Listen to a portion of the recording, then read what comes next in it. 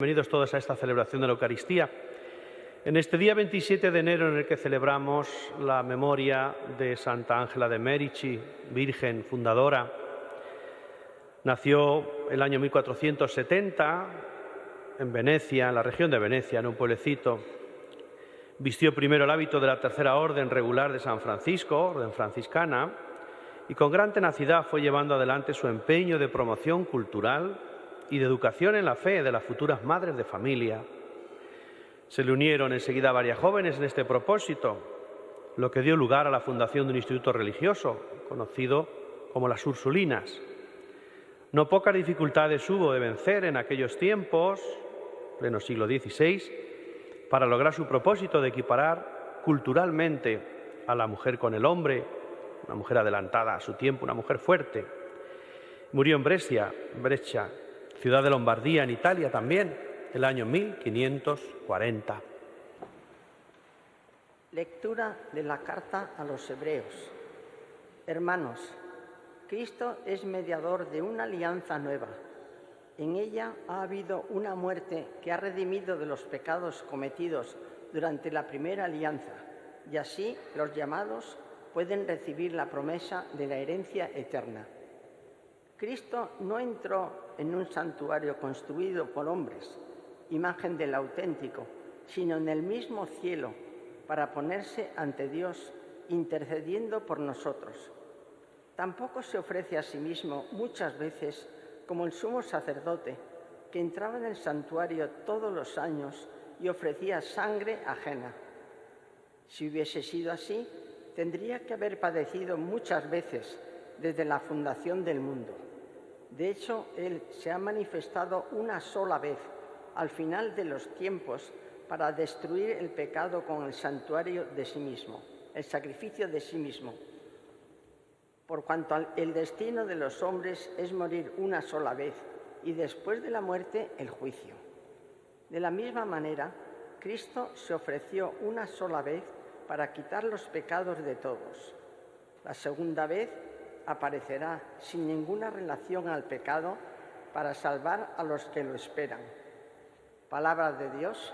Te alabamos, Señor. Cantad al Señor un cántico nuevo porque ha hecho maravillas. Cantad al Señor un cántico nuevo porque ha hecho maravillas.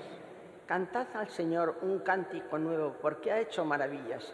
Su diestra le ha dado la victoria, su santo brazo. Cantad al Señor un cántico nuevo porque ha hecho maravillas. El Señor da a conocer su salvación, revela a las naciones su justicia. Se acordó de la misericordia y su fidelidad en favor de la casa de Israel. Cantad al Señor un cántico nuevo porque ha hecho maravillas. Los confines de la tierra han contemplado la salvación de nuestro Dios. Aclama al Señor tierra entera, gritad, vitoread, tocad. Cantad al Señor un cántico nuevo porque ha hecho maravillas. Tañed la cítara para el Señor, suenen los instrumentos, con clarines y al son de trompetas, aclamad al Rey y Señor. Cantad al Señor un cántico nuevo porque ha hecho maravillas.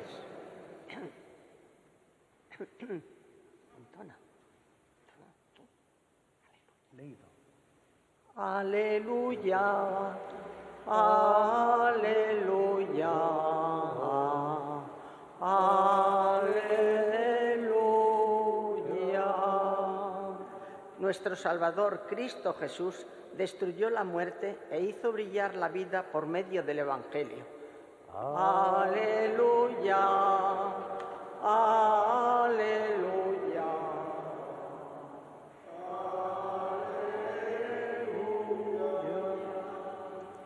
Señor esté con vosotros. Lectura del Santo Evangelio según San Marcos.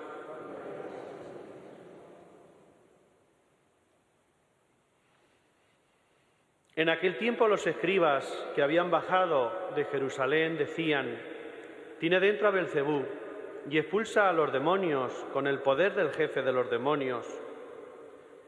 Él los invitó a acercarse y les hablaba en parábolas.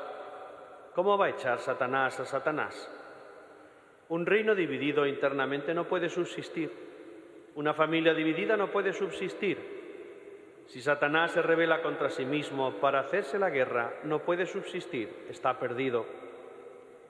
Nadie puede meterse en casa de un hombre forzudo para arramblar con su ajuar si primero no lo ata. Entonces podrá arramblar con la casa. En verdad os digo, todo se les podrá perdonar a los hombres, los pecados y cualquier blasfemia que digan, pero el que blasfeme contra el Espíritu Santo no tendrá perdón jamás. Cargará con su pecado para siempre. Se refería a los que decían que tenía dentro un espíritu inmundo. Palabra del Señor.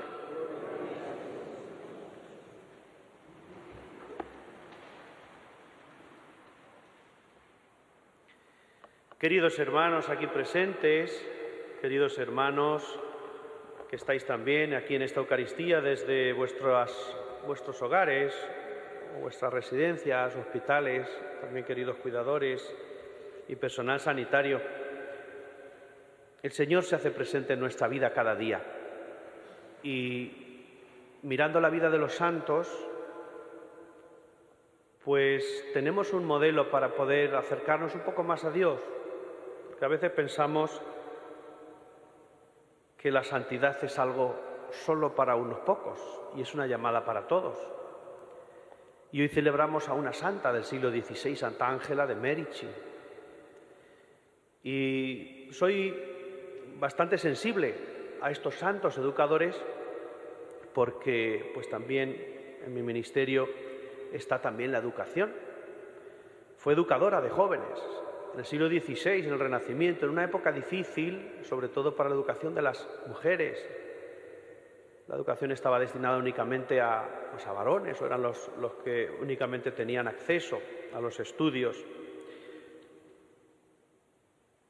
Fue fundadora, también difícil, y me recuerda mucho a las andanzas de Santa Teresa, otra mujer de esa misma época, también una mujer fuerte, una mujer decidida, también fundadora.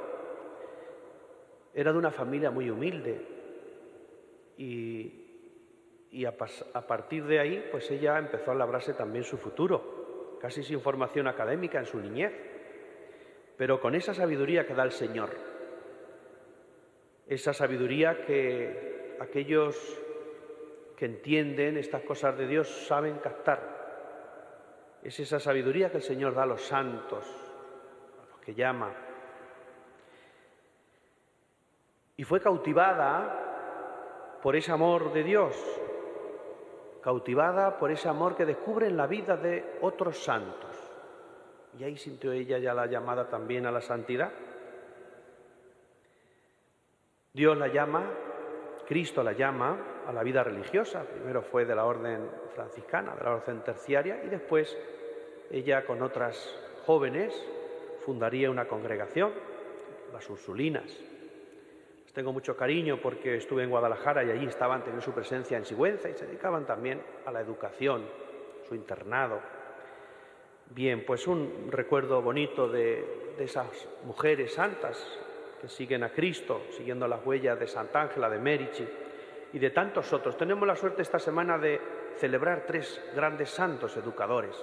Empezamos hoy lunes con Santa Ángela de Merici. Mañana celebraremos a Santo Tomás de Aquino, el gran doctor, profesor de teología.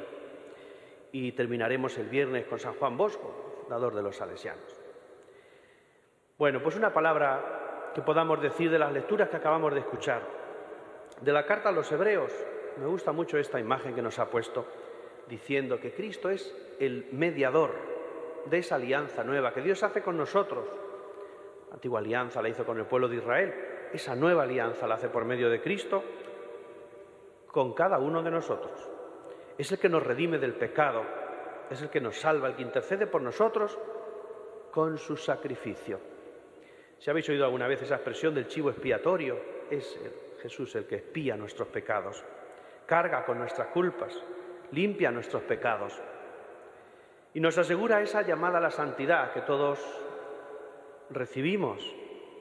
Nos invita a esa unión con Dios, el que es el solo santo. Esas son las maravillas que hemos dicho en el Salmo de hoy. Esas son las maravillas que el Señor hace en nosotros.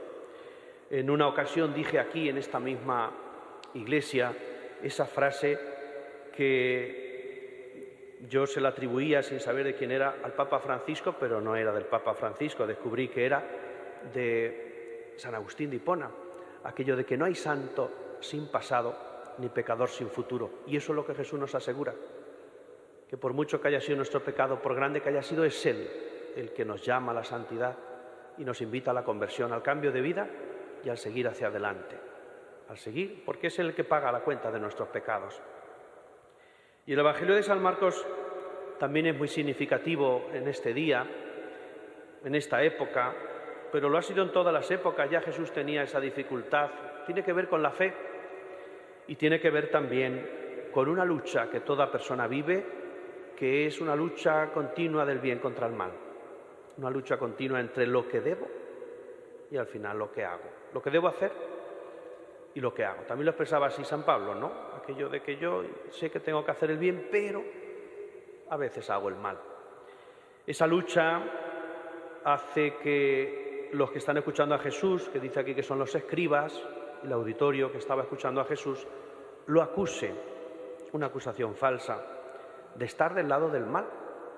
A mí este Evangelio me ha parecido siempre muy duro. ¿Cómo puede ser a Jesús que le digan que obra como si fuese el jefe de los demonios, cuando están viendo todos que está luchando contra el mal, que está salvando la vida a tantas personas que viven encadenadas por el pecado? Esa relación que hacían en el pueblo de Israel, en el Antiguo, pero también en el Nuevo Testamento, esa unión del pecado con la enfermedad. Como Jesús está liberando a tantos de pecado y de enfermedad, y aún así le pueden decir que lo hace porque es, como dice el Evangelio, porque es el jefe de los demonios. Ese es el pecado contra el Espíritu Santo. Jesús lo va a decir muy bien. ¿Cómo va a echar Satanás a Satanás? Evidentemente, el que es del bien lucha contra el mal. Bueno, pues ese es el sumo bien que es Jesús, que lucha contra el mal para llamarnos a la gracia, a la misericordia, a la vida de fe. Y el pecado es un pecado grande, el pecado contra el Espíritu Santo, porque es un pecado de obstinación, es un pecado de mentira, es un pecado de mala intención, porque uno, sabiendo que es algo evidente, todavía lo está negando. Es el pecado de la increencia, cuando uno, a pesar de tener todas las evidencias, sigue diciendo esto no es así. Podemos decir que es el pecado también de la difamación, porque a Jesús enseguida lo están acusando de algo que no es. Es una negación de la evidencia. Pues bien, en nuestra lucha, en nuestra vida, vemos esa continua lucha del bien frente al mal. Creo que todos estamos llamados, porque tenemos nuestra conciencia, porque tenemos nuestra formación en que nos dice lo que está bien y es lo que debemos hacer, pero también como seres humanos tenemos una tendencia a equivocarnos, a veces a hacer el mal, a veces a pecar. Y Dios está siempre con los brazos abiertos, dispuestos a llamarnos, a perdonarnos, y en Cristo, nuestro mediador, con Dios, el Hijo de Dios para todos nosotros, es también esa garantía de nuestra salvación. Es esa garantía de no hay santo sin pasado.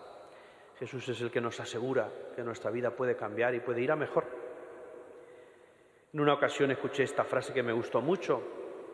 A uno la atribuyen a San Juan Bosco.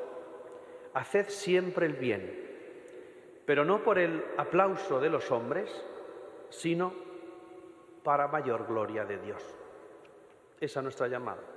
Y así encontraremos nuestra realización y nuestra plena madurez en la gracia de Cristo, que es el que nos ama y nos llama a la unión con Dios. Que así sea.